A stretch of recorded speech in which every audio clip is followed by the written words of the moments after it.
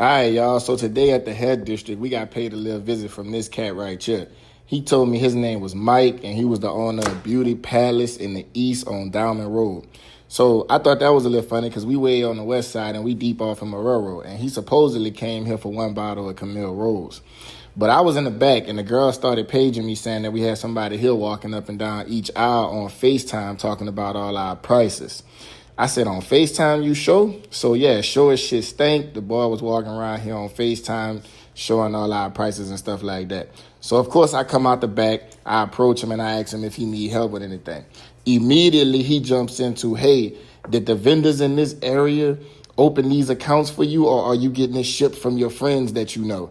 I'm like, what does that got to do with you? Like, why are you worried about that? I want to know, did they open for you? Well, that ain't none of your business, bro. That ain't none of your business. So I politely asked Mr. Mike, hey, bro, come up out of my stuff, get up out of my stove, walked him out the door. So if y'all do me a favor and tell Mr. Mike, leave our vendors alone in this area and leave. As a black person, this video absolutely irritated every bit of my soul. So this is a video coming from the hair district in West Bank, where apparently they have pretty decent prices on hair deals and hair bundles and X, Y, and Z. They're a black-owned hair store. Now, I don't know how many people do business, but it's very hard for black people to do business, not from simply money. It's that black people always need to go into business with more than just money when they want to get vendors and partners and X, Y, and Z. Due to all the stigmas and stereotypes that's associated with black people, they have to constantly go into business with more. So this guy ends up going into his store. He's going around on FaceTime looking at the prices, and I guess he's wondering how he's getting these prices and where his product is coming from. So when he is approached by the owner, he then starts to say, hey, where are you getting your... Now the audacity to ask any business owner, where are you getting your stuff from? Are you using the vendors in this area, or you got other people that's doing this for you? The absurdity of all this. But the point that I'm making is that he asked that specific question because if he would have, the owner, shout out to the owner for actually peeping game, but if he would have answered that question, this man would have went to those vendors and tried to get him shut down. An Asian content creator got on this here internet wearing what can only be described as a Black American starter kit and decided to tell Black people that our money doesn't matter. Okay. According to him, Black people need Asian-owned businesses more than Asian-owned businesses need Black people. A boycott wouldn't move anything. The loss wouldn't register. Our dollars don't count. Now, this might just be me, but if I genuinely believed that somebody's money didn't matter, I don't think I'd spend my afternoon making a video about it. So naturally, I went looking at the history. Because this conversation isn't really about just one video, right?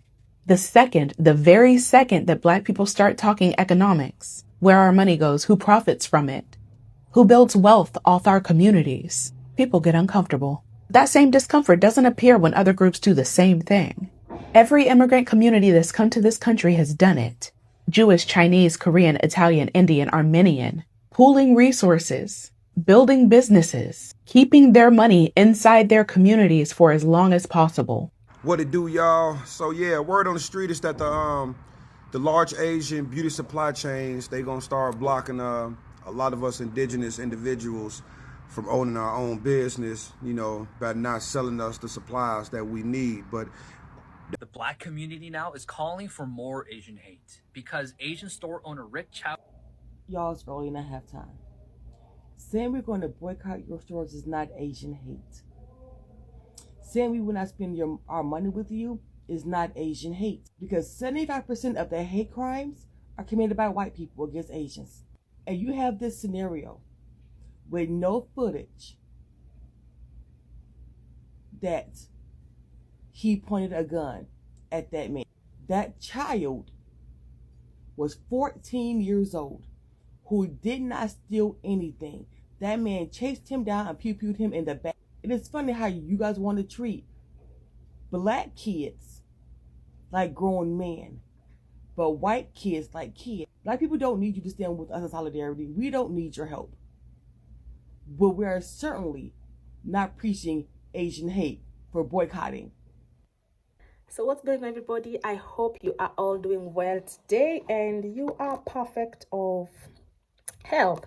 So guys, you remember early, like few months ago, they've been feud like around the black people being dared to boycott the Asian businesses, and this Asian guy who came online and was actually threatening black people to, you know what, you can just go ahead and boycott the business because all we don't care about anything. And that was received well. Actually, he got what he was looking for. So the following day, black people started boycotting the businesses, and you have seen most of the Asian communities actually closing down because they have come to realize that black people were number one consumers of their products and services, you know.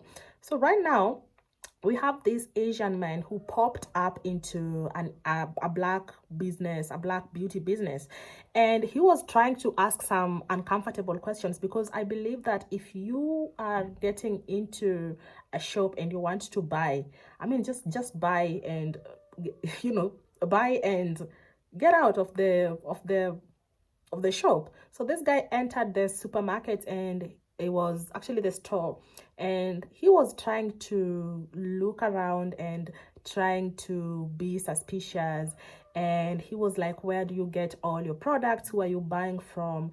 And people was like starting to contemplate that, you know, maybe they could have gone and try to tell the person who sells for them to stop, something like that. So right now, as we speak, the Asian community is really coming for the black businesses. You know, they're trying to sabotage everything because they didn't really expect this level of boycotting to go this far, you know.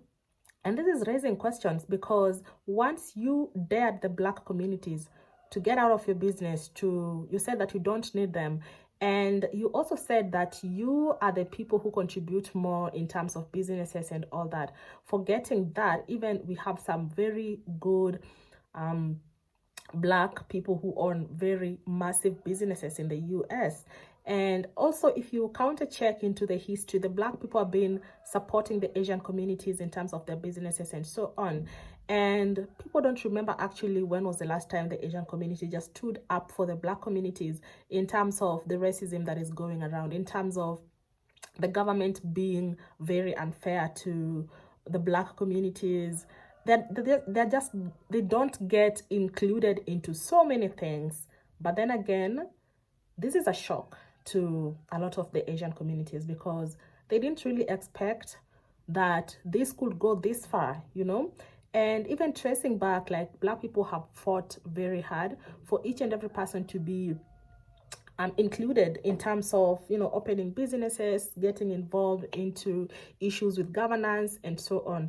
But what happens when a black person tries to, you know, just being there and trying to get into the leadership? Even like we've seen very minimal support. We've not seen like a lot of support, a huge support that the Asian communities are going and supporting the black owned businesses and so on. But right now they are in shock because the black people are saying, you know what, we've been buying from you, we've been supporting you. So right now we are going to fully focus into our businesses. We are going to support our own people. But even my question is, I feel like the black people would have started this long time ago. Right now we would have like a lot of businesses booming and so on. So ladies and gentlemen, I trust again that you're doing well. And just in case you're new here, my name is Yvonne and you are welcome to being part of my online family. And the only way you can support me into this channel is by subscribing, like, comment below. I want to know your opinion about this particular topic, and you know how we do. Until next time.